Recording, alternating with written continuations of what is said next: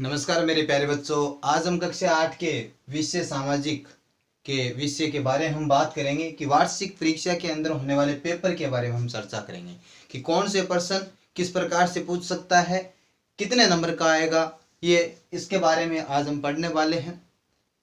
ये क्लास उन बच्चों के लिए महत्वपूर्ण है जो अपने आप को वीक समझते हैं, कमज़ोर समझते हैं कि हम सामाजिक विषय में किस प्रकार से हम पास होंगे, किस प्रकार से हम नंबर बनाएंगे। और जो बच्चे ऐसे समझ रहे हैं कि हमने पूरा कवर कर लिया है, तो ये क्लास उनके लिए एक रिवीजन का कार्य करेगी, अपने आप को परखने का कार्य करेगी। तो शुरू करते हैं आज की क्लास। पहला प्रश्न हमारे सामने कि जेम्स मिल कौन था। जेम्स मिल कौन था। इस जेम्स मिल के बारे में जितने भी प्रश्न बनते हैं हम उनके बारे में भी चर्चा करेंगे। पहले हमें पता होना चाहिए जेम्स मिल था कौन। तो जेम्स मिल एक स्कॉटलैंड का अर्थशास्त्री था। किसका? स्कॉटलैंड का क्या है? अर्थशास्त्री। अर्थशास्त्री वह दर्शन शास्त्री था। दर्शन शास्त्री।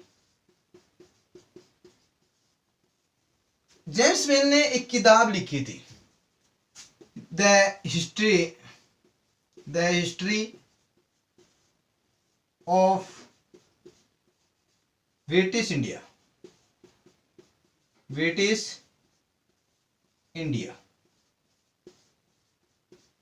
इस किताब के अंदर भारत के इतिहास को 3 कालखंडों में बांटा था। जेम्स मिल ने क्या किया था? इस किताब के अंदर भारत के इतिहास को कितने कालखंडों में बांटता है? भारत के इतिहास को 3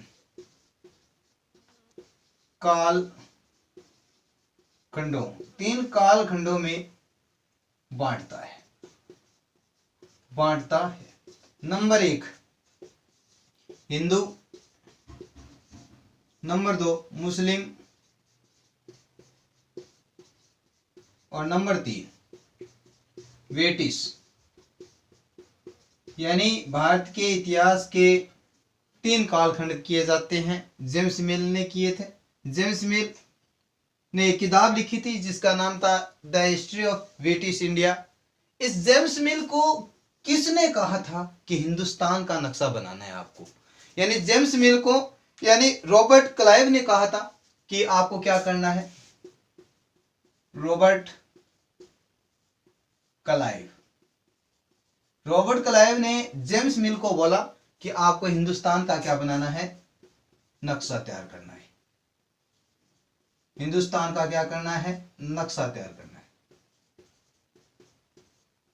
तैयार करना है। और जेम्स मिल को एशियाई समाज के बारे में क्या लगता था? यह आपसे पूछा जा सकता है कि जेम्स मिल को एशियाई समाज के बारे में क्या लगता था। कि जेम्स मिल ने कहा था या उनको लगता था कि एशियाई समाज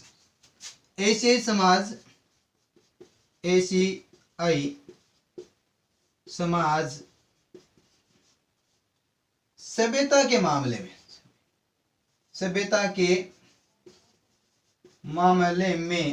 मामले में यूरोप से क्या है?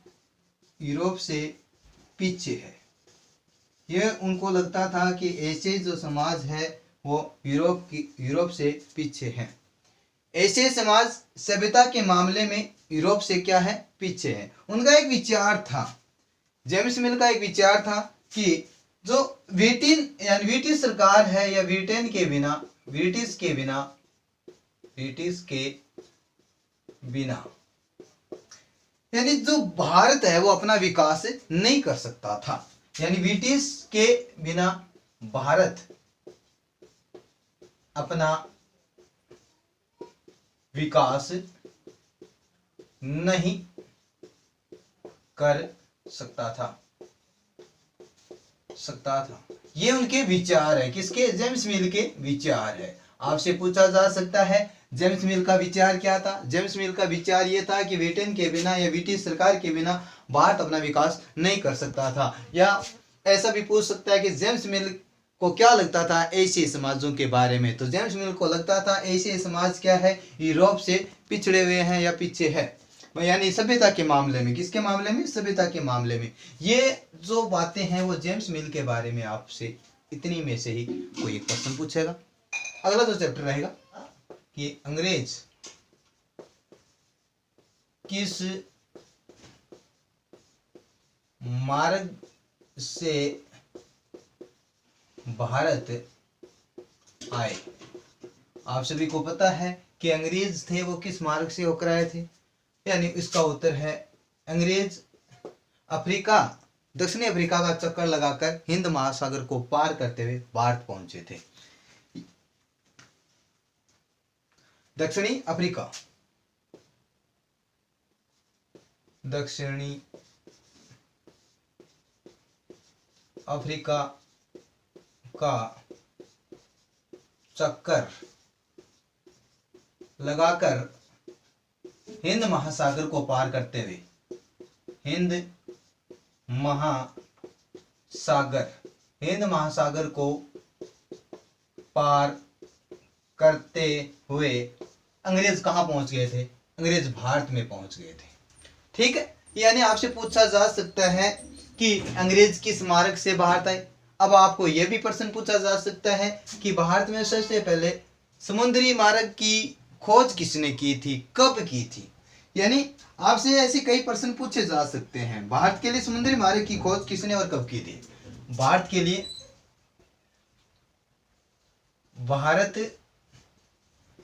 लिए समुद्री मार्ग की खोज कब व किसने की? तो यह भी प्रश्न पूछा जा सकता है कि भारत के लिए समुद्री मार्ग की खोज एक पुर्तगाली था, एक नाविक था जिसका नाम था वास्को डी गामा ने 1498 ईस्वी के अंदर भारत के लिए क्या करता है? 1498 में भारत के लिए समुद्री मार्ग की खोज करता है। यह भी प्रश्न पूछा जा सकता है। एक शब्द आता है बेवड़, यानी एक शब्द है बेवड़। बेवड़ क्या होता है, ऐसा भी प्रश्न पूछा जा सकता है। बेवड़ के बारे में आप बताइए। यानी कई प्रश्न है, मोस्ट प्रश्नों के बारे में हम चर्चा कर रहे हैं। तो बेवड़ क्या होता है? बेवड़ होता है मध्य प्रदेश के अंदर, क्या? मध्य प्रदेश के अंदर या मध्य प्रदेश में घुमंतू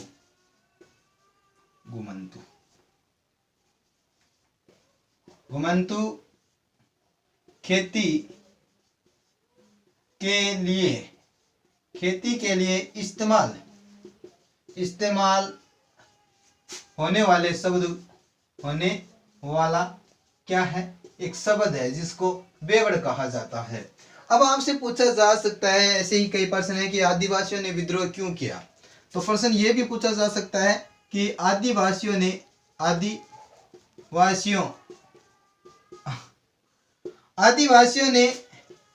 विद्रोह क्यों किया। तो आपको पता है कि आदिवासियों ने विद्रोह क्यों किया था? क्योंकि आदिवासियों के व्यवहार पर लगी पाबंदियों, नए करों, व्यापारियों व महाजनों द्वारा किए जा रहे शोषण के कारण आदिवासियों ने बगावत की। क्योंकि आदिवासियों के व्यवहार पर लगी पाबंदियों, नए करों, व्यापारियों व महाजनों महाजनों के द्वारा किए जा रहे शोषण, यानी एक ऐसा व्यक्ति होता है जो क्या करता है, जो कई भाषाओं का जानकार और विद्यार्थी भी हो सकता है, और एक विद्यार्थी होता है, उसे भाषाविद कहा जा सकता है। यानी इससे आपसे पूछा जा सकता है कि भाषाविद का अर्थ क्या होता है, भाषाविद का अर्थ क्या होता है। तो दूसरा एक और प्रश्न है कि हमारा कि प्राच्यवाद क्या होता है। प्राच्यवाद या वादी, प्राच्यवादी क्या है, यानी ये जो शब्द है, यानी प्राच्यवादी किसे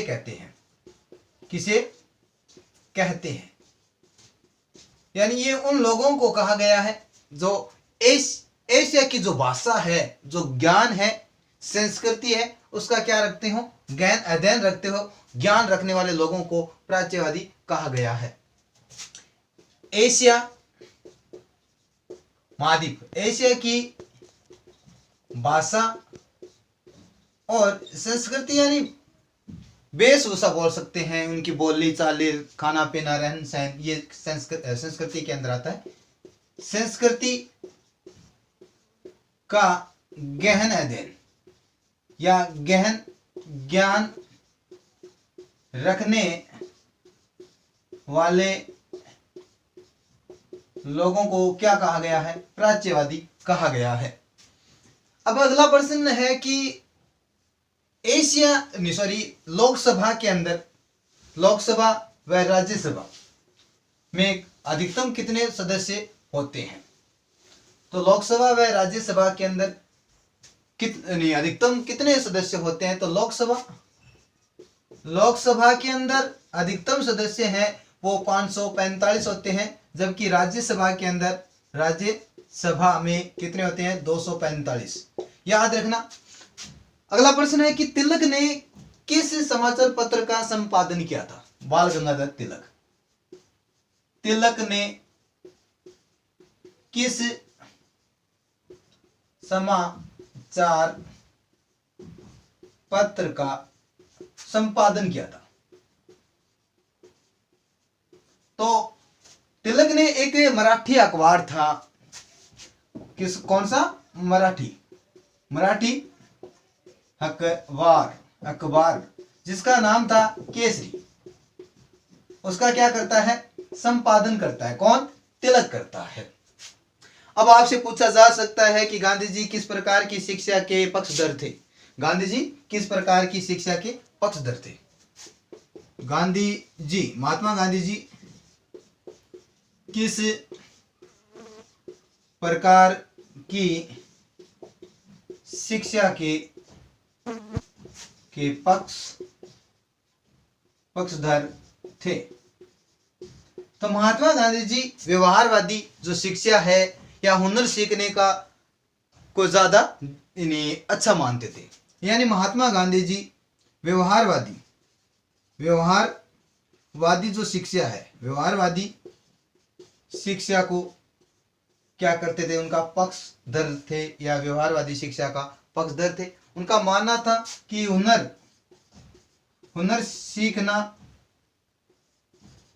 सीखने के ज्यादा अच्छा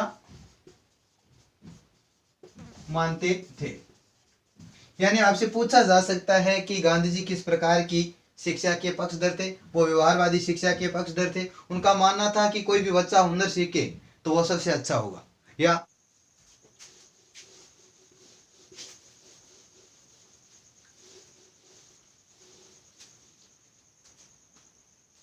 कि सार्वभौमिक वयस्क मताधिकार क्या होता है।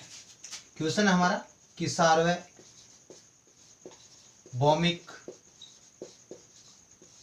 वयस्क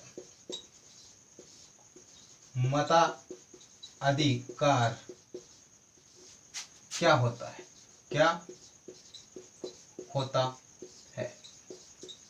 यानी सार्वभौमिक वयस्क मताधिकार क्या होता है या इसका अर्थ क्या है, यानी ये किस प्रकार का अधिकार है। तो इसका उत्तर होगा, इसका उत्तर है कि सभी वयस्क नागरिकों को मत देने का अधिकार क्या कहलाता है, सार्वभौमिक वयस्क मताधिकार कहलाता है। सभी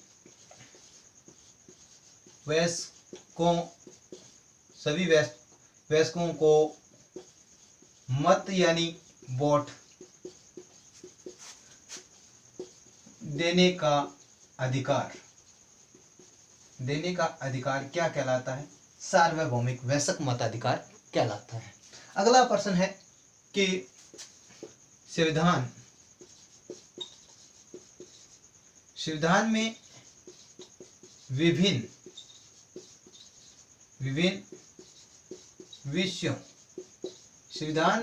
विषयों को किन सूचियों में बांटा गया है। यानी भारत के अंदर जो संविधान है उसके अंदर जो विषय रखे गए हैं उनको कितनी सूचियों के अंदर वर्गीकृत किया गया है। भारत के अंदर विषयों को 3 सूचियों में बांटा गया है। नंबर एक केंद्रीय सूची, जिसे हम संघ सूची के नाम से जानते हैं। संघ सूची यानी ये वो सूची होती है जिस पर कानून बनाने का कार्य केंद्र सरकार का होता है। 2 नंबर है राज्य सूची यानी ऐसे विषय रखे जाते हैं जिसमें कानून बनाने का कार्य किसका होता है, राज्य सरकार का होता है। नंबर 3 समवर्ती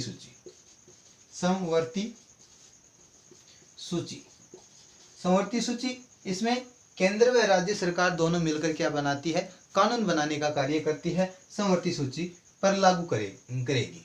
अगला प्रश्न हमारा यह आता है कि भारतीय संविधान का जनक किसे कहा जाता है। भारतीय संविधान का जनक भीमराव अंबेडकर को कहा जाता है। भीमराव अंबेडकर को कहा जाता है जिसने भारत के संविधान को लिखा। अगला प्रश्न हमारा ये रहता है कि खनिज किसे कहते हैं, प्राकृतिक खनिज क्या होते हैं।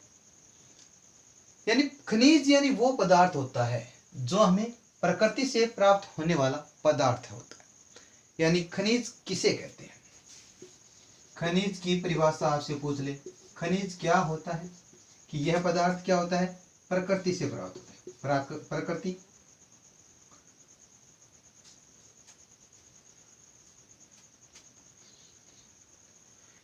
ये खनिज किसे कहते हैं, खनिज किसे कहते हैं, प्राकृतिक रूप से प्राप्त होने वाला पदार्थ, प्राकृतिक रूप से प्राप्त होने वाला पदार्थ जिसका निश्चित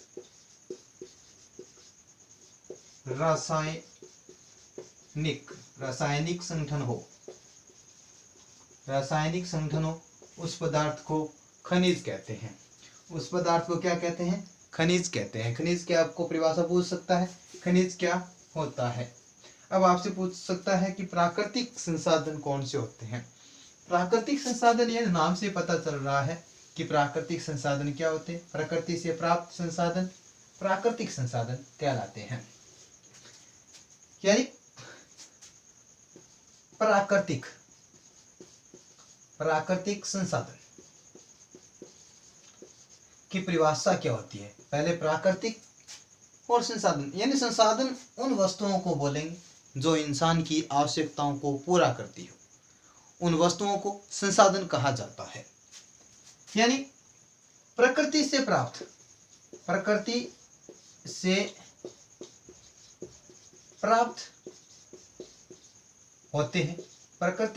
होते हैं। यानी प्राकृतिक संसाधन किससे प्राप्त होते हैं, प्रकृति से प्राप्त होते हैं और अधिक संशोधन, संशोधन यानी बदलाव, नया रूप या रूप बदलना संशोधन कहलाता है, के बिना उपयोग में लाए जाते हैं उन पदार्थों को प्राकृतिक संसाधन कहा जाता है।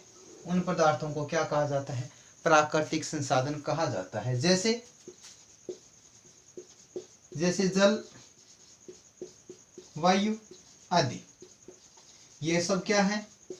प्राकृतिक संसाधन के उदाहरण हैं। अब आपसे प्रश्न पूछा जा सकता है कि भारत का या देश का सबसे बड़ा न्यायालय कौन सा है और वो कहाँ स्थित है? यानी देश का सबसे बड़ा न्यायालय, देश के बाद भारत की बात करें, सबसे बड़ा न्यायालय कौन सा है? कौन सा है? देश का सबसे बड़ा न्यायालय सर्वोच्च न्यायालय होता है।